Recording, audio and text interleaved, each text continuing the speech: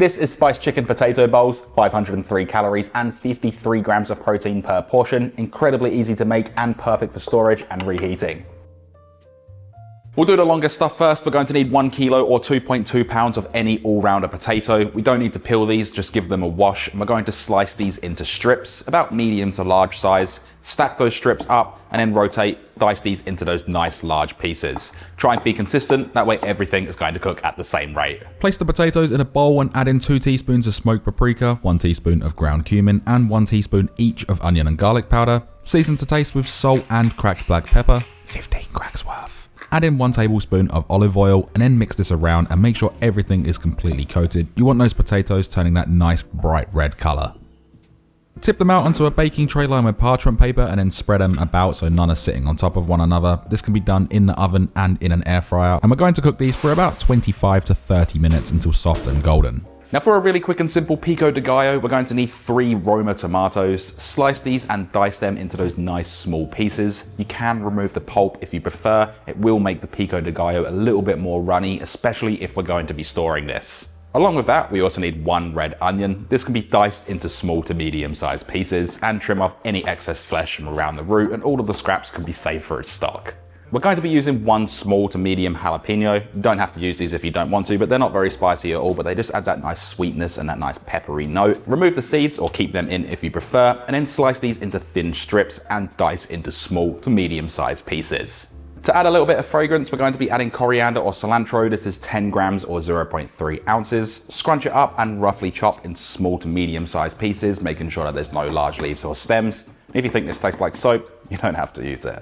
To add a little bit of acidity to our pico, we're going to need 1 lime. Slice this in half and then squeeze in the juice. You can get a little bit of pulp in there as well for that little additional touch. And if you really want to go a little bit extra, you can grate the zest. Hit this up with a little bit of salt to taste and a little bit of cracked black pepper, about 10 cracks worth, and then start mixing this all around. Make sure everything's combined. All of that lime juice is completely coating everything, and what you should have is something that looks like this that can be placed in the fridge until we're ready to serve. Now for our chicken, I'm using 1 kilo or 2.2 pounds of boneless and skinless chicken breast. Just trim off any excess fat or even tissue that may be left on there, and then slice these into thin strips lengthways, rotate and then dice into small to medium sized pieces. Try and be as consistent as possible as well, because we don't want our chicken cooking at different times.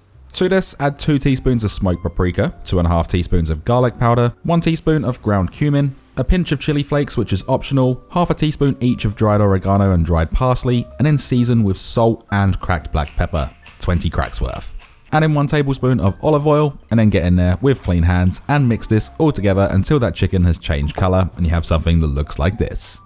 Now for a tangy sauce, add 120 grams or 4.2 ounces of natural Greek yogurt to a bowl, along with 80 milliliters or 1/3 of a cup of Frank's hot sauce or any hot sauce of your choice. Give it a whisk around until that's all mixed together. I don't recommend seasoning it because the sauce does have a little bit of sodium in there, but of course adjust to your taste. If you have a spare squeezy bottle, add the sauce to it. It's going to make things so much easier at the end, but if you don't, it's completely fine. You can just spoon the sauce over, and this is completely optional as well. You don't have to make it if you don't want to, but it is a fantastic finishing touch.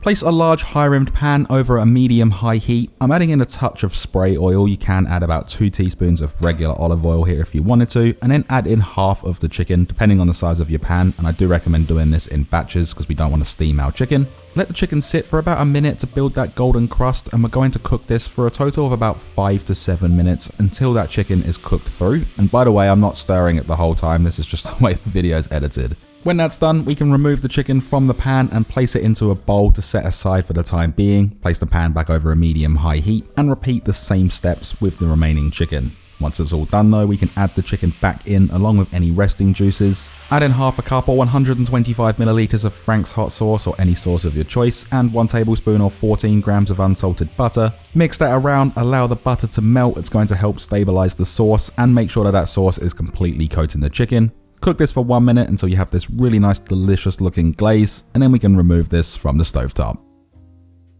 Now on one side of our containers, I'm adding in 1/5 of our potatoes. In the middle, I'm adding over 1/5 of our chicken, and make sure you add in any remaining pan juices. Next to the chicken, we'll add the pico de gallo. I don't recommend serving this up straight away, and I do recommend putting it into a separate container, and then finish it off with that nice tangy sauce. Or if you choose to use a different sauce, go for it. That choice is all yours. and what we're left with is these delicious spiced chicken potato bowls. They look and smell incredible. And this right here is the macro card for the complete dish along with the full serving size. Now with storing these, let them cool down for about 15 to 20 minutes and then we can start placing on the lids. These will last up to 4 days in the fridge and 3 months in the freezer. As for reheating, a microwave is going to be your best friend. Most places of work have them and you don't really want to do this in a pan because it's not going to be very nice and it's going to be very, very dry. As for the salsa or the pico de gallo, you do want to serve this separately. I've only served it like this for the video's purpose, just so you can see it all together. Put it in a separate container and chuck it in the fridge. It will also last 4 days. Other than that, we can then dig in. The thing I love most about this is it's sweet, salty, and spicy, so you get a mix of all three. And then that pico de gallo just balances it all out and adds that really nice freshness. The potatoes are nice and soft, have that nice crispy shell, and then chicken's nice and juicy, packed with flavor as well. Highly recommend you try it. If you enjoyed this video, hit that like button, leave a comment for the algorithm, and subscribe along with hitting the bell notification next to it so you don't miss when I upload. All of that stuff really helps me out and helps the channel be seen by more people. I'll see you in the next one. Thanks for watching.